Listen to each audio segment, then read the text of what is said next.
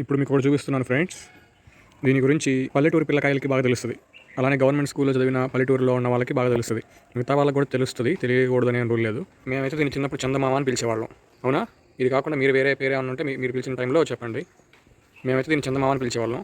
అసలు భలే పట్టుకునే వాళ్ళంటండి వాటిని చిన్నప్పుడు. అప్పట్లో తెలియదుగా పెద్దగా. పెద్ద పెద్ద తూనికలు కూడా ఉంటాయి, బంగారపు రంగు తూనికలు. ఇంకోటి బాగా పొడుగ్గా ఉండి తోక పెద్ద రెక్కలుండి చాలా పెద్దగా ఉంటాయి. వాటిని దొంగోడు అనేవాళ్ళం మేము. ఈ పేర్లన్నీ కూడా నేను వరికుంటపాడులో ఎలిమెంటరీ స్కూల్ చదివినప్పుడు అక్కడ పిల్లకాయలు పిలిచే పేర్లు. చాలామంది వీటిని వెంటబడి మరీ పట్టుకునేవాళ్ళు. సో అలా వాళ్ళ అమ్మడి నేను కూడా పట్టుకోవడం అలవాటు చేసుకున్న అప్పట్లో. పట్టుకునేవాడిని, దొరికేవి. పట్టుకున్నాక ఇదంటే చాలా చిన్నదిలేండి. పెద్దవాటికి తోకకి దారం గట్టి వదిలేసేవాళ్ళం. అది అట్లా ఎగురుతూ ఉండేది. మరీ పైకి ఎగిరిపోతుంటే ఆ దారం మా దగ్గర ఉండేది కదా, ఆగిపోయేది.